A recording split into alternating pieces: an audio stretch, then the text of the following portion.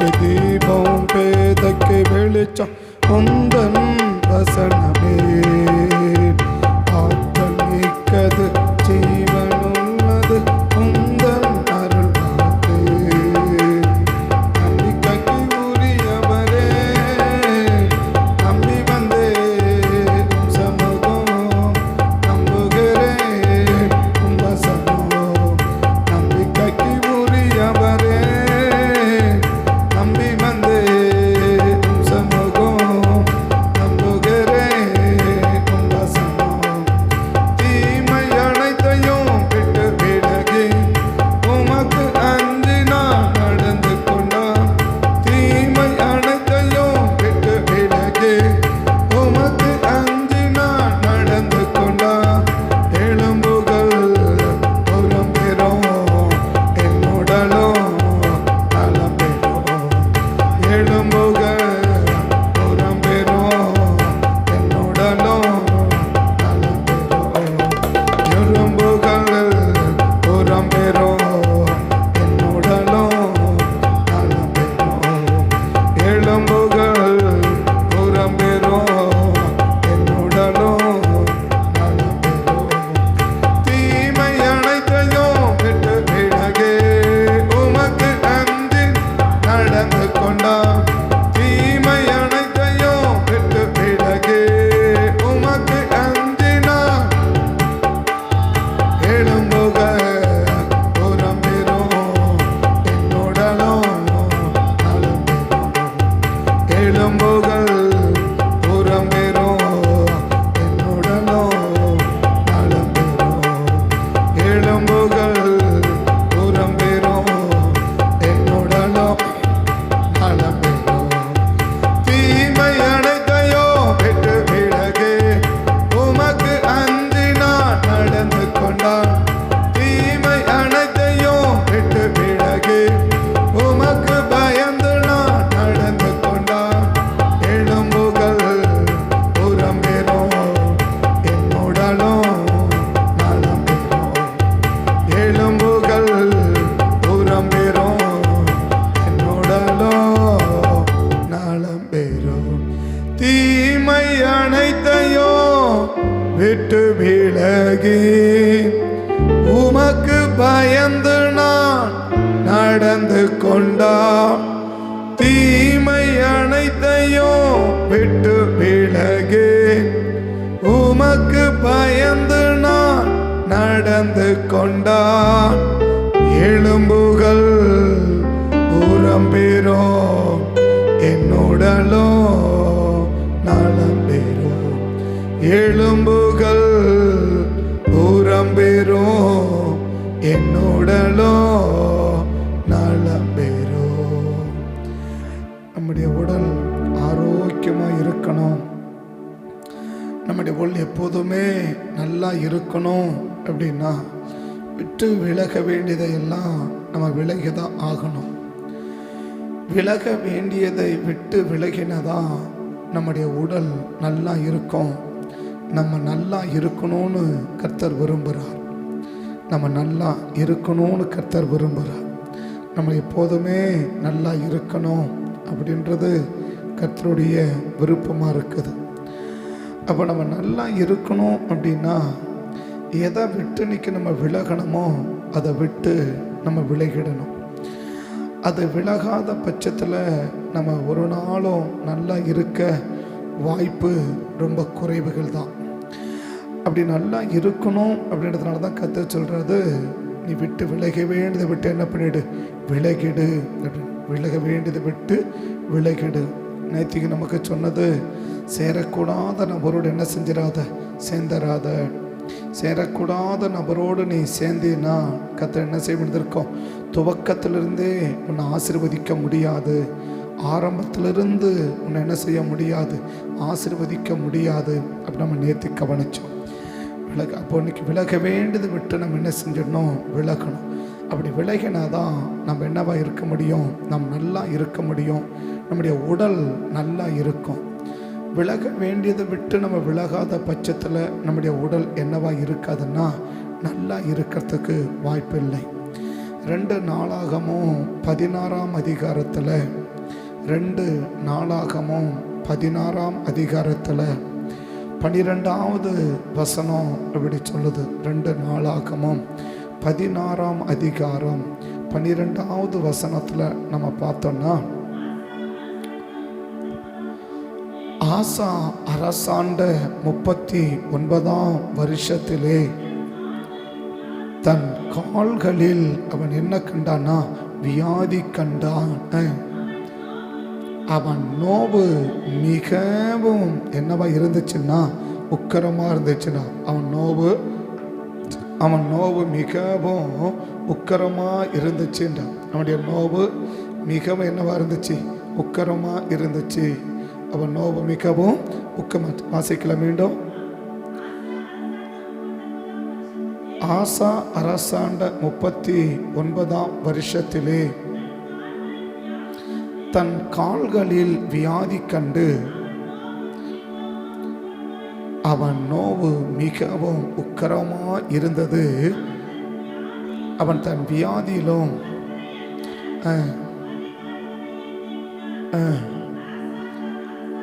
ஆசா தன் அரசாண்ட 41ஆம் வருஷத்தில் மரித்துண்டார்.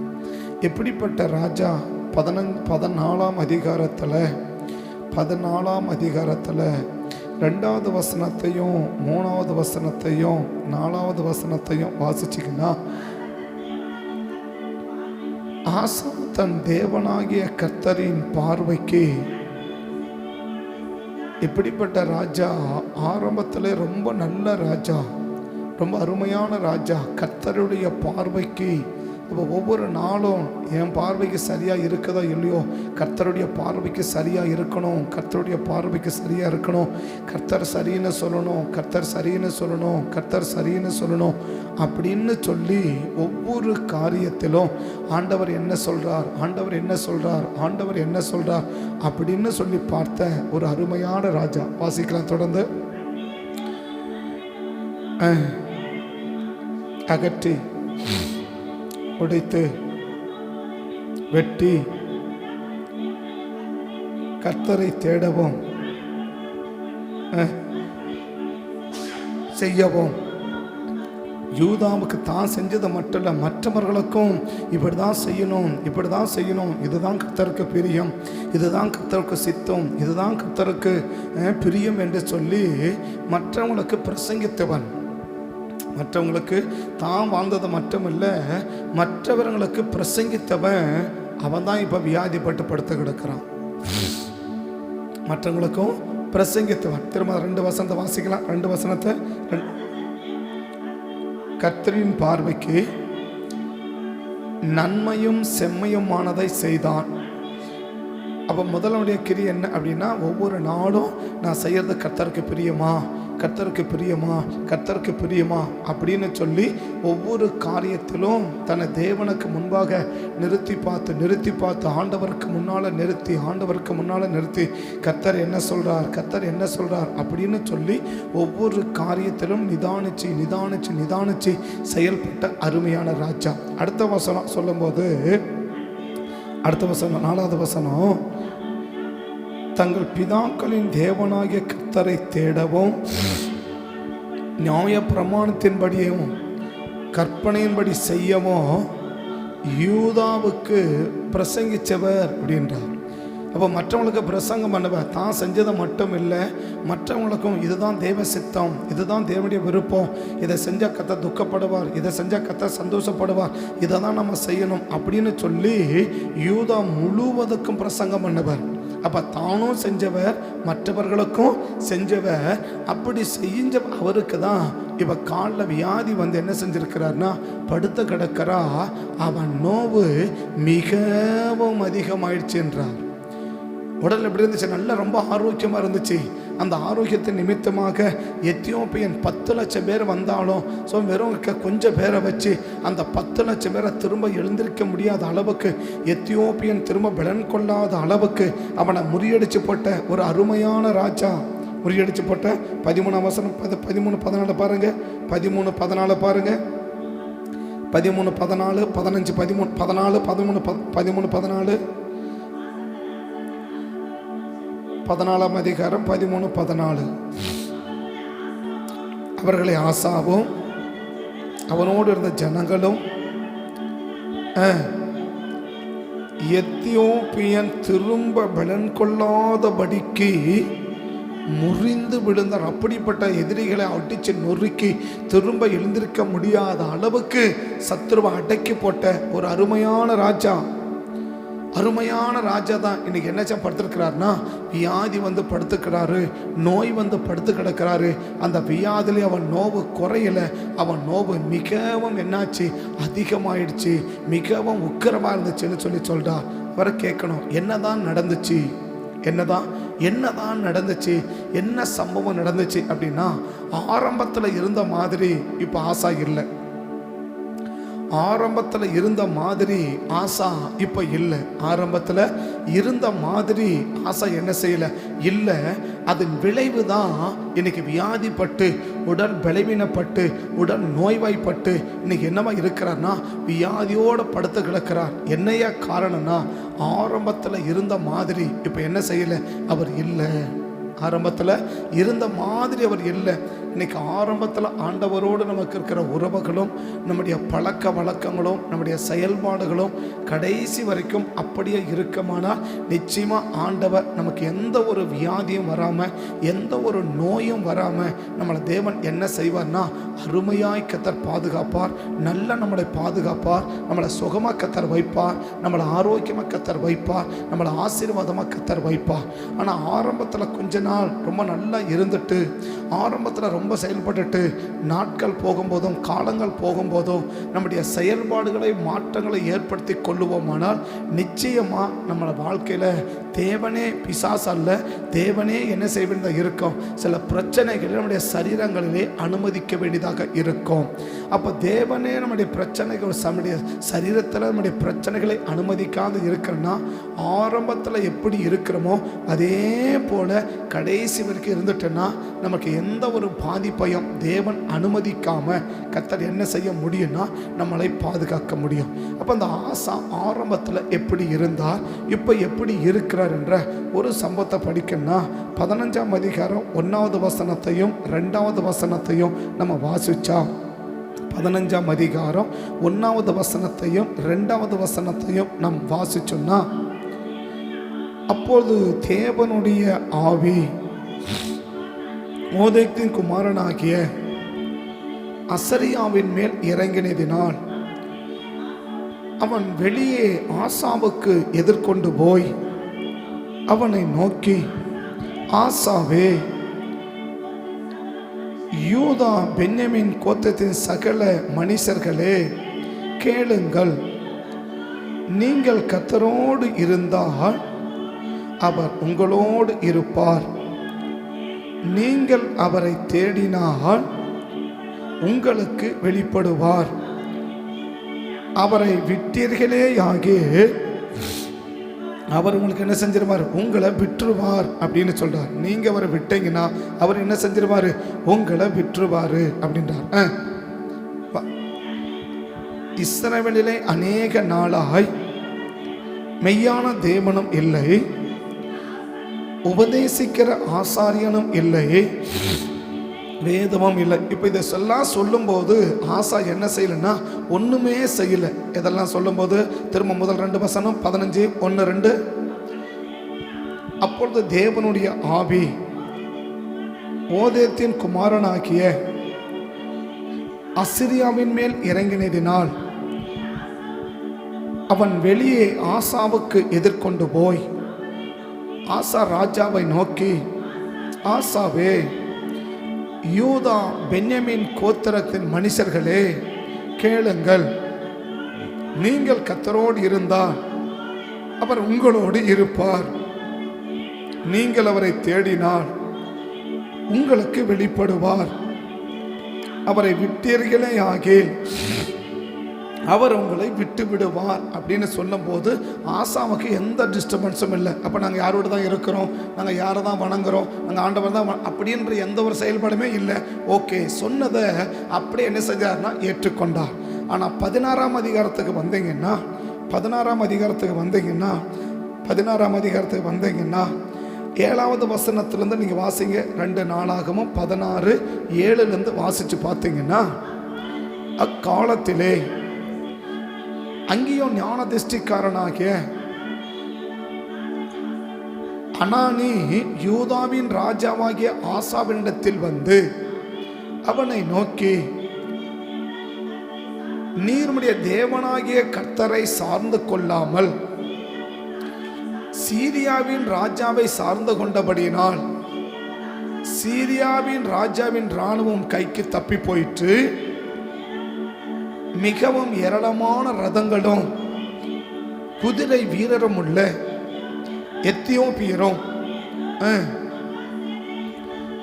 மகா சேனையா உனக்கு விரோதமா வந்தார்கள் அல்லவா. 14ஆம் அதிகாரத்தில், நீ கர்த்தனை சார்ந்து கொண்டவோ போதவோ வெனில் ஒப்பு கொடுத்து திரும்பவும் பலன் கொள்ளாத அளவுக்கு நீங்க முறியடிச்சிங்கல்ல ஆசா. தம்மை பற்றி உத்தம இருதயத்தோடு இருக்கிறவர்களுக்கு தம்முடைய வல்லமையை கர்த்தர் விளங்க பண்ணினார் அல்லவா அப்படின்னு சொன்ன போது,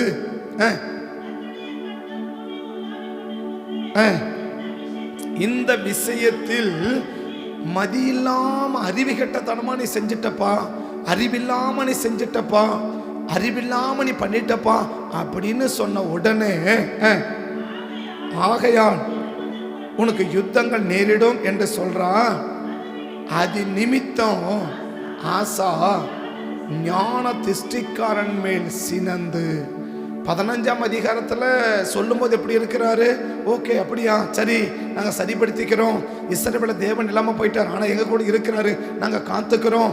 அநேகர் தேவன் அங்கே இல்லை அப்படின்னு சொல்கிறீங்க. ஓகே, எங்களுக்கு சொல்கிறத நாங்கள் கேட்டுக்கிறோம். அங்கே ஆசாரியன் இல்லை, எங்களுக்கு ஆசாரியன் இருக்கிறீங்க, எங்களை எச்சரிக்கிறீங்க, நாங்கள் கேட்டுக்கிறோம் அப்படின்னு சொல்லும்போது அதை அப்படியே ஏற்றுக்கொள்கிற மனப்பக்கம் யாருக்கு இருந்துச்சுன்னா ஆசாவுக்கு இருந்துச்சு. ஆனால் 16ஆம் அதிகாரத்துக்கு வந்தீங்கன்னா ஆசாவுக்கு என்ன செய்ய முடியல, யாரும் ஒன்றும் சொல்ல முடியல. சொல்றவனுக்கு மேலே என்ன செய்யறான்னா கோபத்துக்கு போறோம். ஆரம்பத்தில் இருந்த மாதிரி இன்னைக்கு நம்ம இருக்கிறோமான்னு கவனிச்சுக்கணும். ஆரம்பத்தில் இருக்கும்போது எந்த தவறை சொன்னாலும் எந்த தப்பை சொன்னாலும் இன்னும் சொல்ல தைரியமா அந்த தப்பை என்ன செய்ய முடியும், சொல்ல முடியும். அந்த தப்பை தைரியமா இந்த தப்பு இருக்கு சரிப்படுத்திக்கோங்க அப்படின்னு சொல்ல முடியும். ஆனால் நாட்கள் போன பிறகு இப்போ ஆசா கிட்ட என்ன செய்ய முடியாது, யாருமே பேச முடியாது, ஆசா கிட்ட யாருமே சொல்ல முடியாது. 15ஆம் அதிகாரத்தில் சொல்லும் போது என்ன செஞ்சீங்க? ஓகே, சரி, நாங்கள் சரிப்படுத்திக்கிறோம், நாங்கள் பார்த்துக்கிறோம், கரெக்ட் பண்ணிக்கிறோம் அப்படின்னு சொன்னீங்கல்ல. அப்போ 16ஆம் அதிகாரத்தில் சொல்லும் போது என்ன சொல்லியிருக்கணும்? 15ஆம் அதிகாரத்தில் அசரியா வந்து சொல்றாரு, நீங்க கர்த்தரோடு இருக்கணும், நீ கர்த்தரோடு விலகிறத போல என்ன செய்யறேன் நான் ஃபீல் பண்றேன், நீங்க ஆண்டவர்கிட்ட விலகிறத போல என்ன செய்யறேன் நான் உணர்றேன், நீங்க சரிப்படுத்துங்க ஆசா அப்படின்னு சொல்லும் போது அவர் 2ஆம் வசனம் என்ன சொல்றாரு? நீங்கள் கர்த்தரோடு இருந்தா அவர் உங்களோடு இருப்பார், நீங்கள் அவரை விட்டு விட்டா அவர் உங்களை விட்டு விடுவார் அப்படின்னு சொல்றார் இல்லையா? அப்ப என்ன விளக்குறார்? நீ கர்த்தரப்படி என்ன செய்கிற பின்வாங்கிறது போல நான் உணர்றேன், நீ கர்த்தரப்படி விலகிறத போல நான் ஃபீல் பண்றேன். கர்த்தர் உணர்த்துறாரு, கர்த்தரோட உன்னை பத்தி இப்படி காட்டுறாரு, ஏதோ ஒன்று உன்னை பத்தி தேவன் என்ன செய்யறான் எனக்கு சொல்றார். ஆசா கொஞ்சம் சரிப்படுத்திக்கோ, கொஞ்சம் கவனமா இரு. இஸ்ரவேல்ல அநேக நாளா யார் இல்லை, தேவன் இல்லை, அதை போல என்ன பண்ணிடாத நீ இருந்தராத. இஸ்ரவேல்ல வேதம் இல்லை, அதை போல என்ன பண்ணிடாத நீ இருந்தராத. இஸ்ரவேல்ல ஆசாரியன் இல்லை, அதை போல நீ இருந்தராத. கொஞ்சம் கவனமா இரு, கொஞ்சம் எச்சரிக்கையா இரு, கொஞ்சம் ஞானமா இரு, கொஞ்சம் புத்திசாலித்தனமா என்ன பண்ணிடு, கொஞ்சம் செயல்பட்டு கொஞ்சம் கவனமா இருந்திருப்பான் அப்படின்னு சொல்லும் போது ஆசாவுக்கு என்ன வரல, கோபம் வரல. ஏன் ஆண்டவனோட இருக்கிறேன், என்னை பார்த்து எப்படி நீ சொல்லலாம், ஏன் இப்படி சொல்ற அப்படின்னு என்ன செய்யல, கோபத்துக்கு வரல. ஆனா இப்ப சொல்றாரு, என்ன அப்படி பண்ணிட்டியே, நான் கொண்டதானே சொல்லியிருந்தேன், கொஞ்சம் கவனமாருன்னு சொன்னல, ஞானமாருன்னு சொன்னல, கொஞ்சம் எச்சரிக்கையாருன்னு சொன்னல, கொஞ்சம் புத்தியமான நடந்துக்கோன்னு சொன்னல. ஆனா இப்படி என்ன பண்ணிட்டேன், இப்படி சொல்லியும் அறிவில்லாம தனம் என்ன பண்ணிட்டேன், இப்படி செஞ்சிட்டியேப்பா அப்படின்னு சொல்லும் போது ஆசா அவன் மேல் சினந்து, ஆசா அவன் மேல் சினந்து. அப்ப நம்ம என்ன செய்ய வேண்டியது இருக்குது? ஆரம்பத்தில் இருந்த மாதிரி இன்னைக்கும் நம்ம இருந்தோன்னா நமக்கு எந்த ஒரு வியாதியும் வராம கர்த்தர் பாதுகாப்பு தேவன் ஆயத்தமா இருக்கிறார். இன்னைக்கு தேவையில்லாத வர்ற கோபம், இன்னைக்கு தேவையில்லாத வருகிற கோபம், இன்னைக்கு தேவையில்லாத நடந்து கொள்கிற விதம், இன்னைக்கு தேவையில்லாத பேசுகிற வார்த்தைகள், தேவையில்லாம நடந்து கொள்கிற விதம் இன்னைக்கு நம்ம என்ன உண்டாக்குதுன்னா பிசாசாக அல்ல, தேவனே நமக்கு என்ன செய்ய வேண்டியதாக இருக்குதுன்னா சில பலவீனங்களை சில நோய்களை நமக்கு என்ன செய்ய வேண்டியதாக இருக்குது, அனுமதிக்க வேண்டியதாக இருக்குது. அனுமதிக்க வேண்டியதாக இருக்குது. வர்றதெல்லாம் சரீர பலமே நினைச்சிடாத. அதுக்கிறது என்னது, என் சரீரம் ஏதோ ஒரு பிரச்சனை அதனால வந்திருக்கு அப்படின்னு நினைக்காத. வர்றதெல்லாம் பிசாசு போராட்டம் நினைக்காத. வர்றதெல்லாம் பிசாசு தான் போராடுது. இல்லை யாரோ மந்திரம் வச்சுட்டான், யாரோ சூனியம் வச்சுட்டான், யாரோ செய்வனை வச்சுட்டான் அப்படின்னு என்ன செஞ்சிடாத, நம்பி ஏமாந்து போயிடாத. அப்ப என்ன இருக்கணும், கர்த்தராலே என்ன செய்ய வருது, ஆசாவுக்கு நல்லா இருந்த ராஜா, அருமையான ராஜா, உண்மையான ராஜா, நியாய பிரமாணத்தை கை கொண்ட ராஜா, அநேகருக்கு யூதாவுக்கு முழுவதும் பிரசங்கம் பண்ண ராஜா. இதுதான் தேவ சித்தம், இப்படிதான் நடக்கணும், இதை விடணும், இதை செய்யணும் அப்படின்னு சொல்லி ஆரம்ப நாட்களில் வேத பிரமாணத்தை எடுத்து ஜனங்களுக்கு பிரசங்கம் பண்ணவர், ஜனங்களுக்கு போதிச்சவர், ஜனங்களுக்கு அறிவுரை சொன்னவர், ஜனங்கள் தப்பை எச்சரித்தவர், ஜனங்களுடைய தவறை கடிந்து கொண்டவர், ஜனங்களுடைய தவறை சீர்திருத்தினவர், ஜனங்களை தூக்கி நிறுத்தினவர். அப்படி அநேகருக்கு என்ன செஞ்சவர், புத்தி சொன்னவர், அநேகருக்கு ஆலோசனை சொன்னவர், அநேகருக்கு அறிவுரை சொன்னவர், அநேகரை எச்சரித்தவர், அநேகருக்கு வாக்குத்தத்தம் சொன்னவர், அநேகருக்கு என்ன ஆசீர்வாதமா மாறினவர். இன்னைக்கு என்னவாக இருக்கிறார், வியாதியா படுத்து கிடக்கிறார். ஏன் பிரசங்கம் பண்ணாலும் அந்த பிரசங்கம் என்ன இருக்கணும், கடிந்து கொள்ளணும் இல்லையா? பிரசங்கம் என்ன இருக்கணும், கடிந்து கொள்ளணும். ஏசாவுக்கு எரேமியாவுக்கு சொல்லுவார் 1ஆம் அதிகாரத்தில் 7வது வசனம் 8வது வசனத்தை பார்த்தீங்கன்னா, எரேமியா 1ஆம் அதிகாரம் 7வது வசனம் 8வது வசனத்தை பார்த்தீங்கன்னா ஒரு பிரசங்கம் எப்படி இருக்கும் அப்படின்னு சொல்லி அங்க சொல்றார் பாருங்க. பார் பார், பிடுங்கமோ இடிக்கமோ அழிக்கமோ கவிழ்க்கமோ கட்டமோ நாட்டமோ உன்னை நான் இன்றைய தினம் ஜாதிகள் மேலும் ஏற்படுத்தினேன் என்று பார், பிடுங்கு, இடி, அழி, இதெல்லாம் எதில் இருக்குது, பிரசங்கத்தில் இருக்குது. 2 தீமோத்தேயு 4ஆம் அதிகாரம் 2 தீமோத்தேயு 4ஆம் அதிகாரம் 2 தீமோத்தேயு 4ஆம் அதிகாரம் 2வது வசனத்தை பார்த்தீங்கன்னா, 2 தீமோத்தேயு 4ஆம் அதிகாரம் 2வது வசனத்தை பார்த்தீங்கன்னா 4:2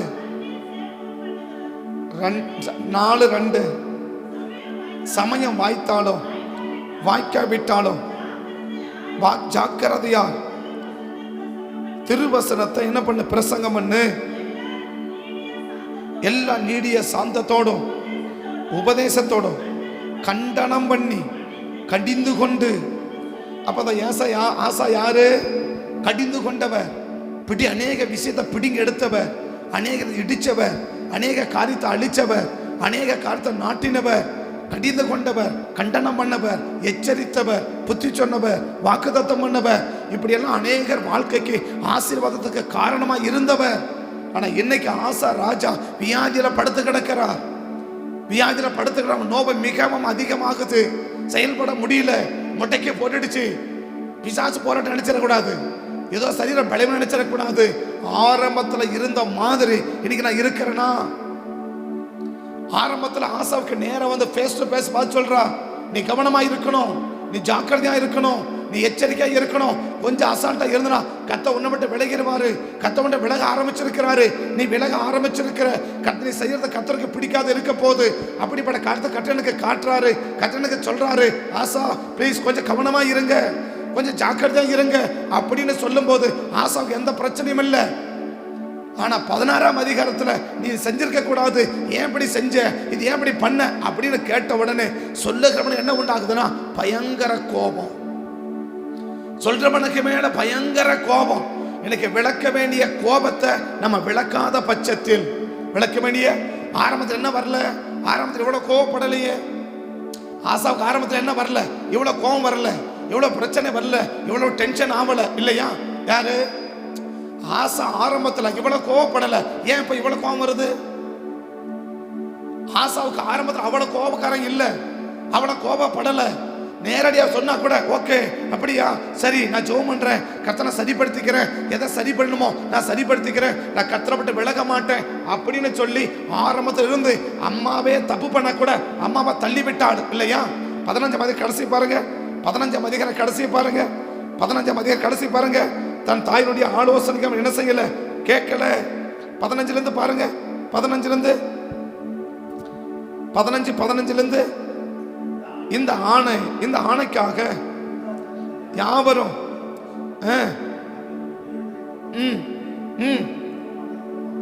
தேடினார்கள். கர்த்தர் வெளிப்பட்டு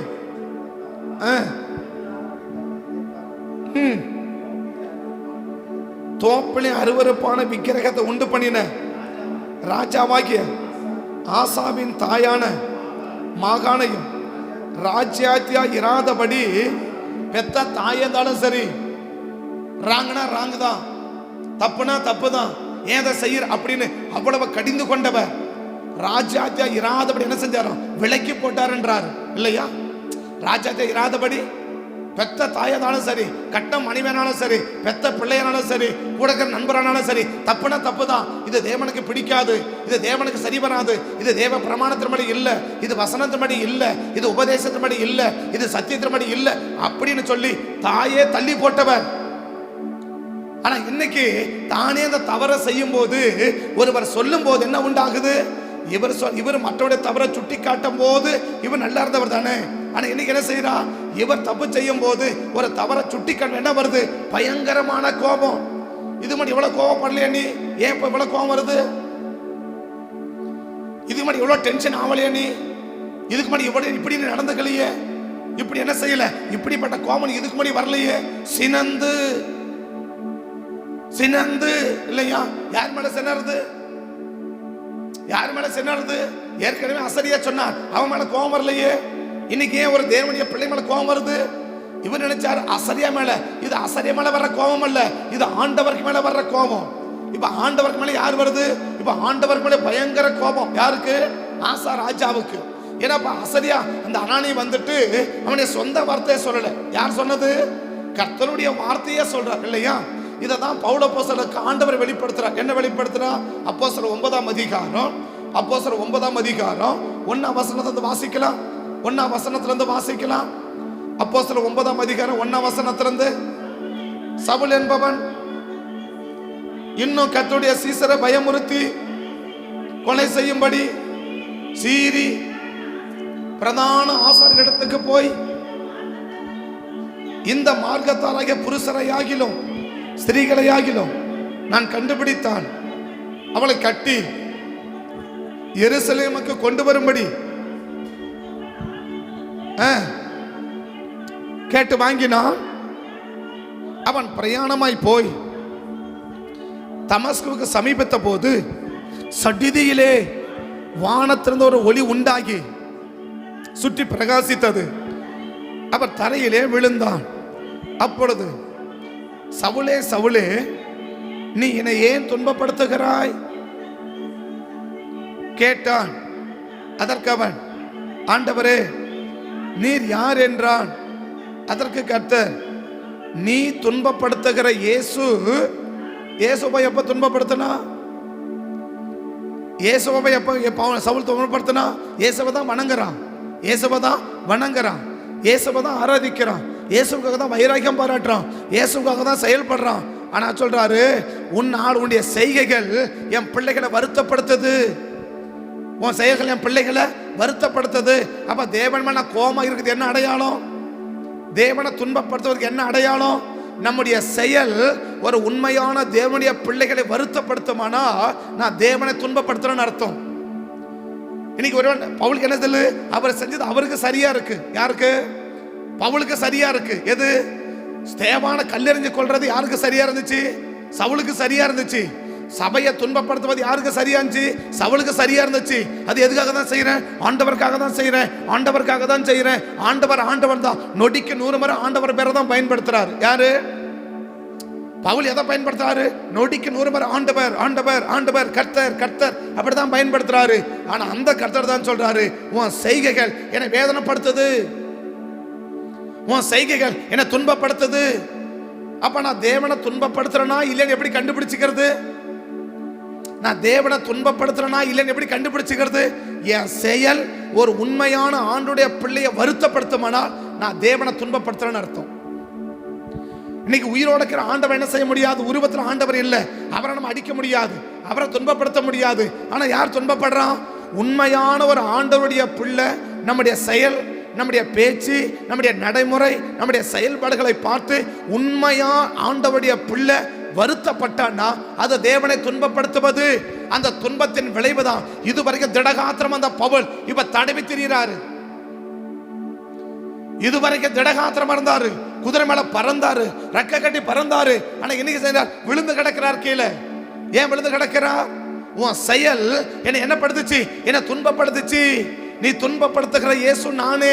அப்ப துன்பப்பட்டது யாரு? சபை. துன்பப்பட்டது யாரு? ஆண்டோடைய பிள்ளை. துன்பப்பட்டது யாரு? ஆண்டோடைய வசந்த சொன்னவன். துன்பப்பட்டது யாரு? ஆண்டவர் பத்தி பிரசங்கம் பண்ணவன். துன்பப்பட்டது யாரு? ஸ்தேவான் தானே துன்பப்பட்டான். ஸ்தேவான் தானே துன்பப்பட்டான். அந்த ஸ்தேவான் யாரு? வேத வசந்த சொன்னவன் இல்லையா? வேத வசனத்தை அப்போஸ்தலர் 7ஆம் அதிகாரம் முழுவதும் பிரசங்கம் பண்ணது யாரு? முழு பைபிளையும் பிரசங்கம் பண்ணது யாரு?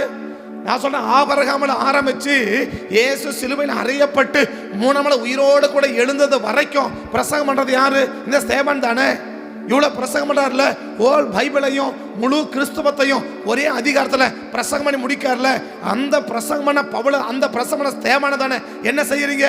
கல்லெடுத்து அடிக்கிறதுக்கு கல்லெறிஞ்சீங்க, அவனை பார்த்தா பல்ல கடிச்சீங்க. துன்பப்பட்டது யாரு? அடி வாங்கினது யாரு? ஸ்தேவான் தான். ஆனா ஆண்டவர் சொல்றாரு, நீ துன்பப்படுத்தின இயேசு நானே. உண்மையாய் ஆண்டவரை பிரசங்கிக்கிற பிள்ளைகள், உண்மையாய் ஆண்டவருக்காய் வாழ்கிற பிள்ளைகள், நம்முடைய பேச்சு, நம்முடைய நடை, நம்முடைய உடை, நம்முடைய பாவனை, நம்முடைய சிந்தை, நம்முடைய பார்வை, நம்முடைய செயல்பாடுகளை குறித்து வருத்தப்படுவார்களானால் அது அந்த மனுஷன் படுற வருத்தம் அல்ல, அது தேவன் படுகிற துன்பம். இன்னைக்கு நம்முடைய செயல் உண்மையான ஒரு ஆண்டவருடைய பிள்ளைய சந்தோஷப்படுத்துமா வருத்தப்படுத்துமா? இன்னைக்கு யார் எப்படி பண்ண நம்மளை பத்தி என்ன? நான் போயிட்டே இருப்பேன், நான் செஞ்சுட்டே இருப்பேன், நோ ப்ராப்ளம். ஆசா சொன்னா அண்ணனே மேல கோவப்படுறான், அண்ணன் மேல டென்ஷன் ஆகுறான், அண்ணன் மேல கை நீட்டுறான் இல்லையா? கையை ஒருத்தன் நீட்டினான் யெரொபெயாமுக்கு முன்னாடி, அந்த தீர்க்கதரிசிக்கு முன்னாடி என்னாச்சு? அப்படியே கை நின்று போச்சு இல்ல? 1 ராஜாக்கள் 13ஆம் அதிகாரத்துல, எப்பா கவனமா இரு, நீ செய்யறது தப்புன்னு சொல்லி யார பத்திரா சொல்ற அப்படின்னு கையை நீட்டினான். கை என்ன ஆகி போச்சு? அப்படி நின்று போச்சு இல்ல? அப்ப நம்ம என்ன விளங்கிக்கணும்? நான் செய்யற ஒரு செயல் உண்மையான ஒரு ஆண்டவருடைய பிள்ளைய வருத்தப்படுத்துமானா அந்த செயல் தேவனை வருத்தப்படுத்துது, தேவனை துன்பப்படுத்துது, தேவனை சங்கடப்பட வைக்குது. அந்த தேவனுடைய சங்கடம் என்னாச்சு? இதுவரைக்கும் திடகாத்திரம் இருந்த ஆசாவை இன்னைக்கு வியாதியில தள்ள வச்சுச்சு. நீ வியாதியில படுத்து கிடக்கிறான். அவன் நோவை மிகவும் அதிகமாச்சு. அவன் என்ன செய்ய முடியல, ஒண்ணு பண்ண முடியல. 2 வருஷமா போராடிக்கிட்டு இருக்கிறான். 2 வருஷமா போராடிக்கிட்டு இருக்கிறான். செயல்படவே முடியல. கொஞ்சம் கூட குறைஞ்ச பாடு இல்ல, சுகமான பாடு இல்ல, விடுதலை பெற்ற பாடு இல்ல, ஆரோக்கியமான பாடு இல்ல. ஏன்? சரி பண்ண வேண்டிய செயலை சரி பண்ண பட்சத்துல இது பிசாசு வந்த போராட்டம் வந்தா இயேசுவின் நாமத்துல விலகி போயிடும். ஒரு மந்திரவாதி வச்சிருந்தா மந்திரத்தை ஒரே அடி அடிச்சிடலாம், இயேசுவின் நாமம் முடிஞ்சு போச்சு. ஆனா கர்த்தர் அனுமதிச்சிருப்பாருன்னா ஒரு நாளும் என்ன செய்ய முடியாது, அது ஜெபத்திலையும் மற்ற காரியத்திலும் பண்ண முடியாது. ஒருவேளை தேவ சமூகத்தில் அர்ப்பணித்து ஆண்டவரை உண்மையாய் நாம் தேடுவோம்னா என்றைக்கு தேவன் ஒரு மகா பெரிய அற்புதத்தை செய்வதற்கு கர்த்தர் ஆயத்தமா இருக்கிறார். ஒரு மகா பெரிய அற்புதத்தை செய்வதற்கு தேவன் ஆயத்தமா இருக்கிறார். அப்ப என்ன பார்க்கணும்? நான் செஞ்ச செயல் தேவனுடைய பிள்ளைகளை துக்கப்படுத்துதான். ஒருவேளை தேவனுடைய மனது உனக்கு தெரியாம இருக்கலாம், தேவனுடைய இருதயம் உனக்கு தெரியாம இருக்கலாம், தேவனுடைய ஆழமான மனது உனக்கு தெரியாம இருக்கலாம், தேவனுடைய சுபாவம் உனக்கு தெரியாம இருக்கலாம். நான் பேசுறது கர்த்தரை துக்கப்படுத்துதா, கர்த்தரை வேதனைப்படுத்துதா, கர்த்தரை செயல்படுத்துதான்னு யாருக்கு தெரியாம இருக்கலாம்? சோ நமக்கு தெரியாம இருக்கலாம் இல்லையா? நம்ம பேசுற எல்லா செயலும் கர்த்தரை சந்தோஷப்படுத்துன அர்த்தம் இல்ல. 3 நண்பரை பார்த்து ஆண்டவர் சொன்னார், யோபை பார்த்து, எலிப்பாஸ் நீ யாரை பண்ணி பேசல, என்ன குறித்து என்ன செய்யல, நீ நிதானமா பேசல, உன் மேல எனக்கு கோபம் வருது, நீ பேசுற வார்த்தை சரியில்லை, உன் வார்த்தையை கேட்டா எனக்கு டென்ஷன் ஆகுது, எனக்கு கோபம் வருது அப்படின்னு சொல்றது, உன்னை அடிச்சு கொல்ற அளவுக்கு என் மேல எனக்கு கோபம் வருது. யாரை பார்த்து சொன்னாரு? எலிப்பாசை பார்த்து சொன்னார் இல்லையா? எலிப்பாசை பார்த்து என்ன சொன்னா? உன் மேலும் 2 சிநேகிதர் மேலும் எனக்கு கோபம் வருது. ஏன்? நீ நிதானமா பேசல, நிதானிச்சு பேசல. எந்த இடத்துல நிதானமா பேசணும், கெட்ட வார்த்தை பேசுறனா இல்ல. தேமானாக எலிப்பாசை நோக்கி யோபு 42ஆம் அதிகாரம் 10ஆம் வசனமா 7வது வசனம். கர்த்தர் தேமானாக எலிப்பாசை நோக்கி, உன் மேலும் உன் 2 சிநேகிதர் மேலும் எனக்கு கோபம் மூடுகிறது. என் தாசனாக யோபு பேசினதை போல ஏன்பா நிதானத்தை இழந்து பேசுற? ஏன் நிதானத்தை இழந்து பேசுற? உன் கட்டுப்பாட்டில இல்லாம பேசுறியே. நீ உன் கட்டுப்பாட்டில இல்ல, ஏன் கட்டுப்பாட்டை இழந்து பேசுற? ஏன் கண்ட்ரோல்ல தான் பேசுற? ஏன் நாவுக்கு கட்டுப்பாடு இல்லாம போச்சு? ஏன் பேச்சுக்கு கட்டுப்பாடு இல்லாம போச்சு? ஆரம்பத்தில் இப்படி இல்லையே. ஆசா நீ ஆரம்பத்தில் இப்படி இல்லையே, இப்ப என்ன செய்யற? உன்னை கண்ட்ரோல் பண்ணவே முடியலையே, உன்னாலே உன்னை என்ன செய்ய முடியல, உன்னை கண்ட்ரோல் பண்ண முடியலையே, உன்னால உன்னை அடக்க முடியலையே, உன்னை மிஞ்சின்னு கோபம் வருது, உனக்கு மிஞ்சி என்ன போகுது, உனக்கு என்ன செய்ய புரியாத, உன் கட்டுப்பாட்டை இழந்து செயல்படுறியே, நிதானத்தை இழந்து செயல்படுறியே, என்ன செய்யணும்னு தெரியாமலே செயல்படுறியே, அந்த அளவுக்கு நிதானத்தை இழந்து போயிட்டியே. ஆரம்பத்தில் நல்லா தானே இருந்த, என்ன சொன்னாலும் அதை அப்படியே சரி பண்ணவில்லை. வேதத்தை மற்றவங்களை போதிச்சவன் தானே, மற்றவங்களை பிரசங்கம் பண்ணவன் தானே, இது தப்பு இது சரி அப்படின்னு சொன்னவன் தானே. ஆசா இன்னைக்கு என்ன ஆச்சு? அதே தவறு செய்ய வரும்போது, நீ விலக ஆரம்பிக்கும் போது, உன்னை அசரியா வந்து சொல்லும் போது, ஓகே நான் சரி பண்றேன் அப்படி ஏற்றுக்கொண்டவன் தானே. அம்மாலே தள்ளி பண்ணா கூட தள்ளி விட்டவன் தானே, மனைவியை தழுவு பண்ண தள்ளி விட்டவன் தானே, அந்த தப்பை எதிர்த்தவன் தானே. இன்னைக்கு எப்படி உனக்கு தப்பு செய்ய தோணுது? ஆரம்பத்தில் இருந்த மாதிரி ஆசா நீ இல்ல. ஆரம்பத்தில் இருக்கிறத போல நம்முடைய ஆவிக்குரிய வாழ்க்கை இல்லாத பட்சத்துல கர்த்தரே பலவீனத்தை அனுமதிக்க ஆரம்பிச்சிருவா, கர்த்தரே நோயை அனுமதிக்க ஆரம்பிச்சிருவா, கர்த்தரே வியாதி அனுமதிக்க ஆரம்பிச்சிருவா. இந்த காரியத்துல உண்மையாய் கர்த்தரை தேடி இருப்பான்னா என்ன கிடைச்சிருக்கலாம்? ஒருவேளை அவனுக்கு சுகம் கிடைச்சிருக்கலாம். யாருக்கு? ஆசா ராஜாவுக்கு இல்லையா? அவனை பத்தி ஒரு ஆபத்தான வார்த்தை சொல்லுது, தன் வியாதியிலும் அவன் பரிகாரியை அல்ல பரிகாரத்தையே அவன் தேடினானோ. அவன் தன் வியாதியிலும், அப்பா முதல்ல கவனிப்பா, இந்த வியாதி ஏன் வந்துச்சு, இந்த வியாதி எதனால வந்துச்சு, இந்த பலவீனம் எதனால வந்துச்சு, இந்த வியாதி என்ன காரணத்தால வந்துச்சு, அதை நிதானிப்பா, அதை கவனிப்பா. அவன் தன் வியாதியிலும் கர்த்தரை அல்ல பரிகாரத்தையே அவன் தேடி போறான். இந்த பணம் சரி பண்ணுமா, இந்த பணம் சரிப்படுமா, இந்த மாத்திரை சரியாக்குமா, அந்த மாத்திரை சரியாக்குமா, உன்னை மாத்திரை எடுக்க வேணாம்னு சொல்லல, நீ ஹாஸ்பிட்டல் போக வேணாம்னு சொல்ல, தப்பா புரிஞ்சுக்காதீங்க. அப்ப என்ன பண்ணிருக்கணும்? ஆசை என்ன செஞ்சிருக்கணும்? ஒருவேளை கர்த்தருடைய சமூகத்தை ஐயா இந்த பிரச்சனை ஏன் வந்துச்சு, எதனால வந்துச்சு எனக்கு சொல்லுங்க, ஒருவேளை என்கிட்ட ஏதாவது தவறு இருந்தா நான் சரி பண்ணிக்கிறேன், ப்ளீஸ் ஹெல்ப் மீ அப்படின்னு கேட்டிருந்தா கர்த்தர் என்ன செஞ்சிருக்கலாம்? ஒருவேளை இவன் ஆயுசனை கூட்டி கொடுத்திருக்கலாம், இவன் வியாதியை சுகமாக்கி இருக்கலாம், இவனுக்கு ஒரு மகா பெரிய அற்புதத்தை செய்திருக்கலாம், நல்ல ஒரு விடுதலையை கொடுத்திருக்கலாம், நல்ல ஆசீர்வாதத்தை கொடுத்திருக்கலாம். ஆண்டவர் எச்சரிக்கிறது எதுக்குதான்? ஆண்டவர் எச்சரிக்கிறது எதுக்குதான்? நினிவே அவ்வளவு பெரிய மோசமான பட்டணம் இல்லையா? நினிவே அவ்வளவு பெரிய மோசமான பட்டணம், அவ்வளவு பெரிய மோசமான பட்டணத்துக்கு எச்சரிக்கும் போது அவன் மனந்திரமான உடனே ஐயோ இந்த ஜனத்துக்கு போய் இப்படி சொல்லிட்டேனே அப்படின்னு செஞ்சு அவனை செய்ய தீங்க கொடுத்த மனஸ்தாபப்பட்டு செய்யாம விட்ட ஆண்டவர் தானே, இருக்கமுள்ள ஆண்டவர் தானே. ஆகாப் அவ்வளவு மோசமானவன், அவன் மனைவியின் தூண்டுதலுக்கு விட்டு போட்ட அந்த மோசம் அந்த அந்த அந்த ஆசா அந்த ஆகாப் தானே. அந்த ஆகாப் அவ்வளவு மோசமானவனா இருந்த போது கூட ஐயா அப்படின்னு சொன்ன உடனே ஐயா இந்த ஆசா எனக்கு இந்த ஆகாப் எனக்கு முன்னாடி தாழ்த்திருந்த பார்த்தியா, அதனால இவன் மேல செய்யற தீங்க நான் செய்யாம என்ன செய்யறேன் விட்டுப்படுறேன்பா அப்படி சொன்ன ஆண்டவர் தானே. ஆசா உனக்கு மட்டும் தானே ஆகாப் எவ்வளவு பெரிய நன்மையை பெற்றான், எவ்வளவு பெரிய அற்புதத்தை பெற்றான், எவ்வளவு பெரிய விடுதலையை பெற்றான், எவ்வளவு பெரிய நன்மையை பெற்றான். அப்ப என்ன தெரியாம போயிடுச்சு இன்னைக்கு? அவன் வியாதியிலும் கர்த்தரை அல்ல பரிகாரத்தையே நாடணும். இன்னைக்கு பரிகாரத்தையே நம்ம தேட தேட என்ன ஆகுது? கர்த்தருக்கு கோபம் அதிகமாவதே ஒழிய கர்த்தருடைய கோபம் குறையல. அப்ப என்ன தேடணும் கர்த்தர் விரும்புறா? ஒருவேளை தேவ சமூகத்துல வந்து கர்த்தருடைய சமூகத்துல விழுந்து ஆண்டவரே எனக்கு ஒரு அற்புதம் செய்யுங்கப்பா, ஏன் சம்பந்த பிரச்சனை, ஏன் இந்த பலவீனம், எனக்கு ஏன் இப்படி நிலைமை இருக்குது, இந்த பிரச்சனையை மாத்தி போடுங்க அப்படின்னு ஒருவேளை தேவ சமூகத்துல விழுந்து கத்தி கதறி கர்த்தரை நோக்கி பார்த்திருந்தா கர்த்தர் என்ன செஞ்சிருக்க முடியும்? அற்புதம் செஞ்சிருக்க முடியும், இவன் ஆயுசு நாட்கள் கூட்டி கொடுத்திருக்க முடியும். அப்ப வியாதியில அவஸ்தைப்பட அவசியமே இல்ல, நோயில வலியில அவஸ்தைப்பட அவசியமே இல்ல, பலவீனத்தில் அவஸ்தைப்பட அவசியமே இல்ல. நானே உன் பரிகாரத்தை சொல்லி இருக்கிறாரு, என்னுடைய தழும்புகளை குணமானீர்கள் அப்படித்தானே சொல்லி இருக்கிறாரு. ஆரம்பத்தில் இருந்த மாதிரி நம்ம இருப்போமானால் நமக்கு எந்த ஒரு பலவீனமும் வராம கர்த்தரை சுகமாய் காக்க தேவன் ஆயத்தம். ஆனா இன்னைக்கு ஒரு மாதிரி, நேத்து ஒரு மாதிரி, இன்னைக்கு ஒரு மாதிரி, நாளைக்கு ஒரு மாதிரி நம்ம நிலைமைகள் மாறிக்கிட்டே போகுமானா அதனால ஒரு நாள் செய்ய முடியாது. ஆசாவுக்கு முதல்ல நிதானத்தோடு இருந்தாரு, ஆனா இப்போ ஆசா நிதானத்தை இழந்து நிக்கிறாரு.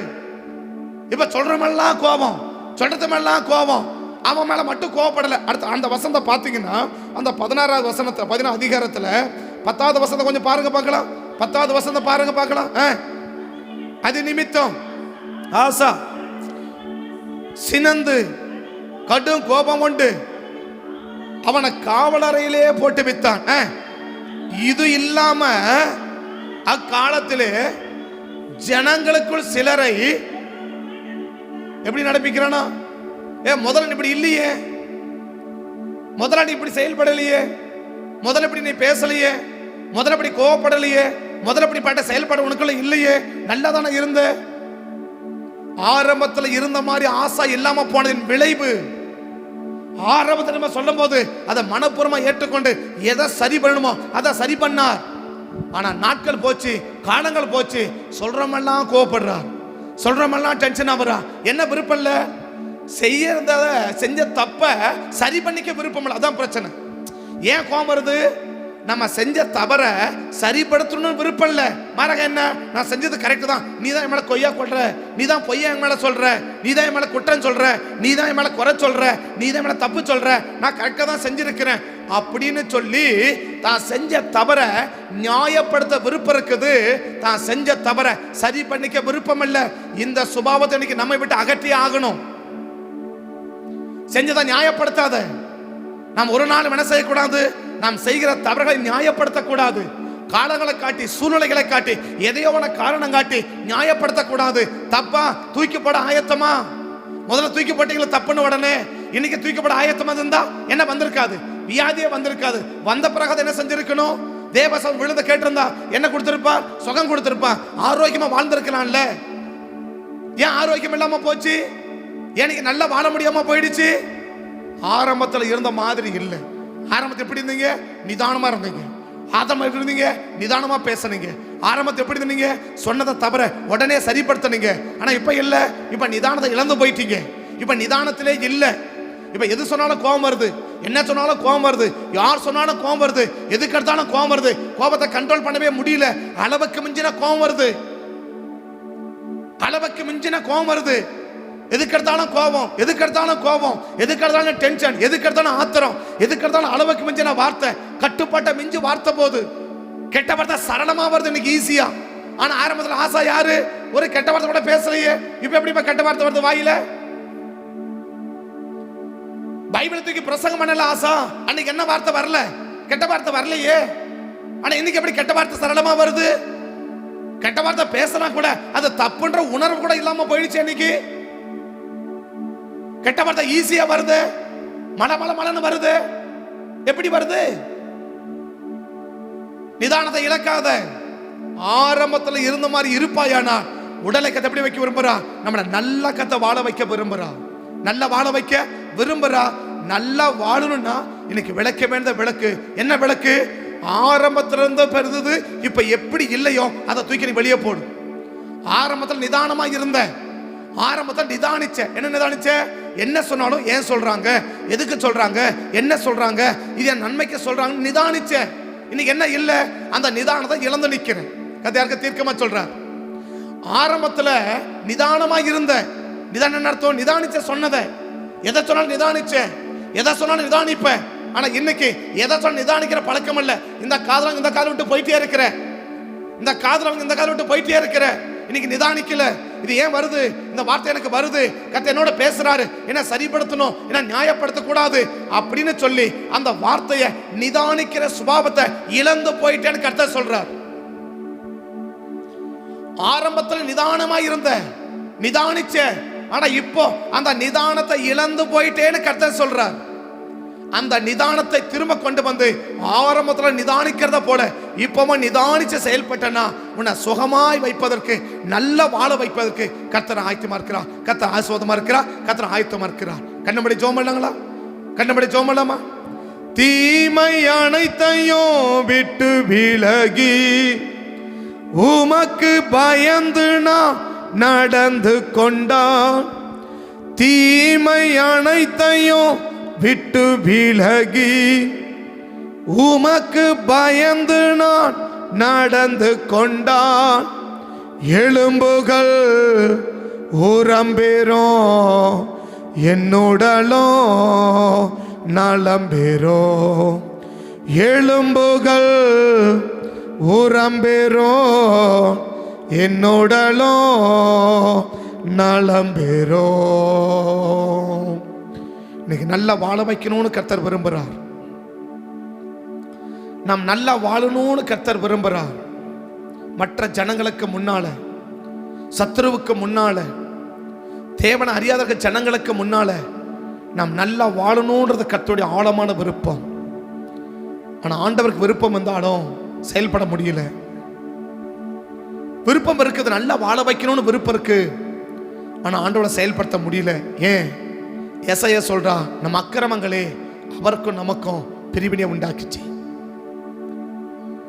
ஆகாய் சொல்றா, நம்முடைய பாவங்கள் அவருக்கும் நமக்கும் பிரிவினை உண்டாக்குது. அவர் பாவ நோக்கி பார்க்காத சுத்த கண்ணர். ஆபகுக்கு சொல்றா,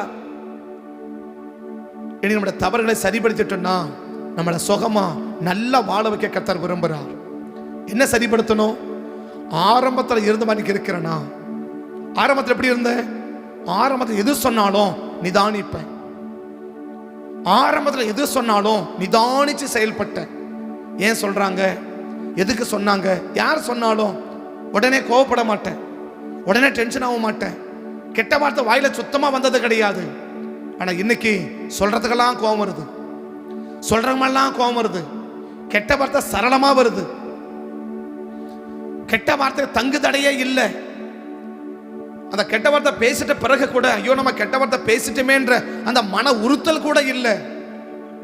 நிதானம் இல்லாம போயிட்டப்பா, நிதானம் இல்லாத, நிதானத்தை இழந்து போயிட்ட, அந்த நிதானத்தை இழந்து போயிட்ட. இன்னைக்கு அந்த நிதானத்தை திரும்ப கொண்டு வந்துரு. நல்ல வாழ வைக்க விரும்புகிறார். அந்த நிதானத்தை திரும்ப உள்ள கொண்டு வா.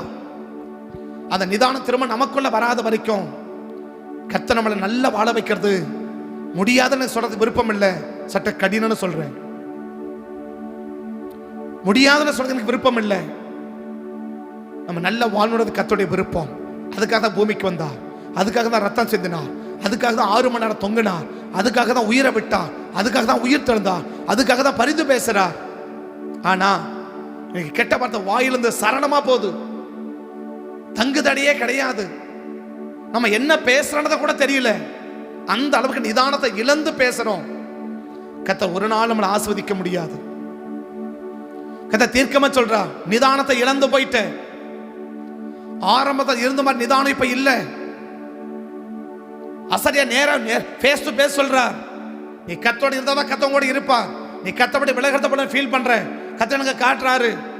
நீ ஜெபத்துல குறையற, நீ ஆண்டவர்ட்ட விலகிறத பாக்குற, கர்த்தர் தள்ளி நிக்கிறார் என்று சொல்லும் போதெல்லாம் ஆசாவுக்கு துளி அளவும் கோபம் வரல. நிதானிச்சார், சரிப்படுத்தினார். யார் தப்பு பண்ணாலும் உடனே தள்ளி விட்டா. பெத்த தாயா இருந்தா கூட கவனிக்க யோசிக்கல, முகதட்சணம் பார்க்கல. ஆனா இன்னைக்கு அவரே தப்பு பண்றாரு, அந்த தப்ப சொன்னா உடனே கோபம் வருது. நிதானிக்கல. ஏன் கர்த்தர் அந்த வார்த்தையை சொல்றாரு, ஏன் அதை எச்சரிக்கிறாரு, ஏன் அதை புத்தி சொல்றாரு, ஏன் அதை கண்டனம் பண்றாரு, ஏன் அதை கடிந்து கொள்றார் அப்படின்னு ஆசாவல நிதானிக்க முடியல. அந்த நிதானிப்பை இழந்து போயிட்டார். நிதானத்தை நம்ம இழப்போம், ஆனால் நமக்கு நாமளே ஒரு ஆபத்தை வருவிச்சுக்கிறோம், நமக்கு நாமே ஒரு பாதிப்பை வருவிச்சுக்கிறோம், நமக்கு நாமே ஒரு பிரச்சனையை வருவிச்சுக்கிறோம், நமக்கு நாமே ஒரு போராட்டத்தை வருவிச்சுக்கிறோம். இன்னைக்கு தேவ சமூகத்துல அந்த நிதானத்தை கொண்டு வான கர்த்தர் எதிர்பார்க்கிறார். அந்த நிதானத்தை திரும்ப உனக்குள்ள கொண்டு வான கர்த்தர் எதிர்பார்க்கிறார். அந்த நிதானத்தை உனக்குள்ள கொண்டு வா.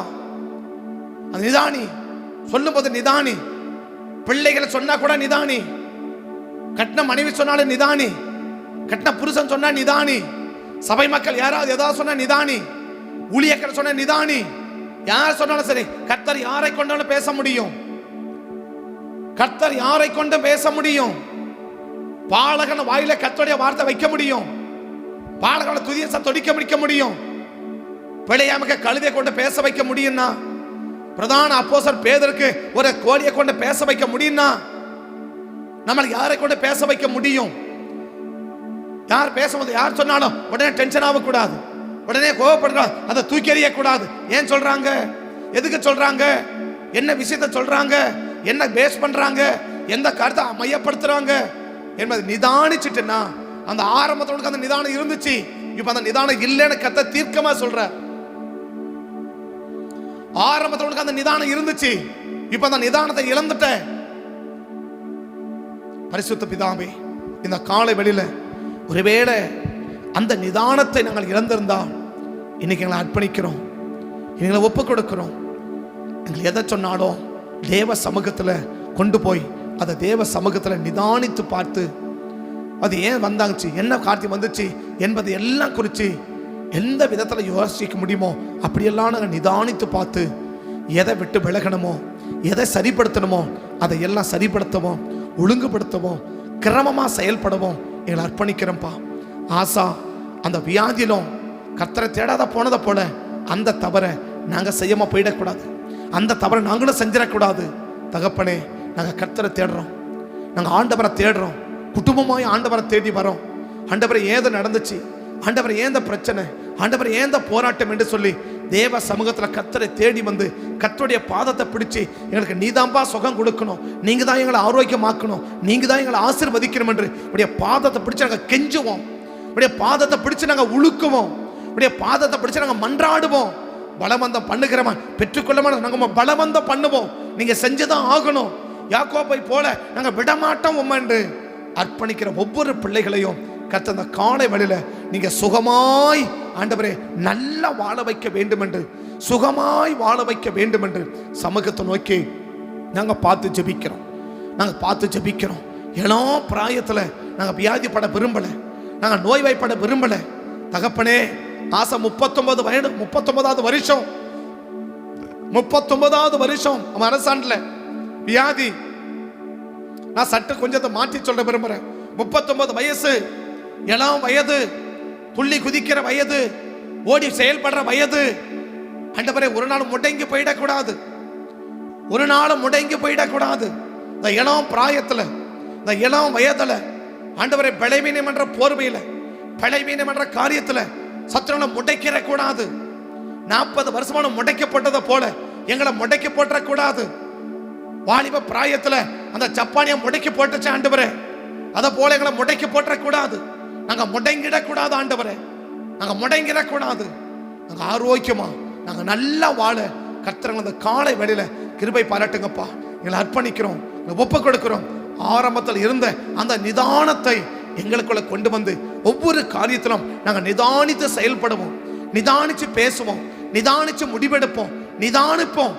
எந்த காரியம் அவசரப்பாட்டி, எந்த காரியத்திலும் நாங்கள் அவசரப்பட்டு நாங்கள் தூக்கி எறிஞ்சு நாங்கள் எதையும் அவசரப்பட மாட்டோம். நாங்கள் நிதானிப்போம். ஆண்டவரே, எங்களை நம்பி எங்களை நல்லா வாழ வைங்க சாமி, எங்கள் குடும்பத்தை நல்லா வாழ வைங்கப்பான்னு அர்ப்பணிக்கிற ஒவ்வொரு பிள்ளைகளையும் அப்படி நல்லா வாழ வைத்து ஆசீர்வதிக்க வேண்டும் என்று சமூகத்தை நோக்கி நாங்கள் பார்த்து ஜெபிக்கிறோம். கர்த்தர் கிருபை செய்வதற்காய் உமக்கு கோடி ஸ்தோத்திரம். ஒப்பு கொடுக்கிறோம், காத்துக்கொள்ளும், நடத்தும், நாமத்தை உயர்த்தும். சகல துதிகளை மகிமையெல்லாம் உங்கள் ஒருவருக்கே செலுத்தி உயர்த்தி எங்களை தாழ்த்தி பெருமையாக்கிறோம். பிரயோஜனமானவர்கள் கடமை செஞ்சிருக்கிறோம், குறைகளை கூட மன்னிச்சுக்கோங்கப்பா. செம்மையை உதவி செய்ய நான் முழுவதையும் நீர் பொறுப்பெடுத்து கொண்டு எந்தெந்த நேரத்தில் என்னென்ன காரியத்தை எங்கள் மூலமாக எங்களை கொண்டு எங்களுக்கு செய்ய விரும்புகிறீங்களோ அது எல்லாம் உம்மோடு இணைந்து நாங்கள் செஞ்சு உங்கள் நாமத்தை மகிமைப்படுத்த கிருபை தந்து காத்துக்கொள்ளுங்க. தேவ கர்த்தரை ஒப்பு கொடுக்குறோம். ஆசீர்வதியும் பிழை நமக்கிற ஒவ்வொரு பிள்ளைகளையும் இந்த காலை வழியில் கர்த்தர் சுகப்படுத்தி, கர்த்தர் ஆரோக்கியப்படுத்தி, கர்த்தர் ஆசீர்வதிச்சு ஒவ்வொருவரையும் நல்ல சுகமாய் வாழ வைக்க கர்த்தர் கிருபை தாங்கப்பான்னு இப்படி ஊழியக்காரன் இந்த காலை வேளையில தேவ சமூகத்திலிருந்து நான் ஆசீர்வாதத்தை கொண்டு போறேன் ஆண்டவரே, நான் ஆசீர்வாதத்தை கூறுகிறேன் ஆண்டவரே. கர்த்தர் அப்படி ஆசீர்வதிச்சு நடத்துங்க சாமி. சுகமாய் வாழட்டும் ஆண்டவரே, விடுதலையோடு வாழட்டும் ஆண்டவரே, ஆரோக்கியமா வாழட்டும் ஆண்டவரே, ஆசீர்வாதமாய் வாழட்டும் ஆண்டவரே, நல்லா வாழட்டும் ஆண்டவரே. கர்த்தர் கிருபை செஞ்சு காத்துக்கோங்க சாமி. ஆசீர்வதிக்கிறோம், இயேசுவின் நாமத்தை ஜெபிக்கிறோம் நல்ல பிதாவே, ஆமென், ஆமென். என் ஆத்துமாவே கர்த்தரை ஸ்தோத்திரி, என் முழுமே பரிசுத்த நாமத்தை ஸ்தோத்திரி. என் ஆத்துமாவே கர்த்தரை ஸ்தோத்திரி. கர்த்தர் செய்த சகல உபகாரங்களையும் ஒருபோதும் மறவாதே. ஆமென், ஆமென். கர்த்தர் ஆசீர்வதிப்பார். ஸ்தோத்திரம், ஸ்தோத்திரம்.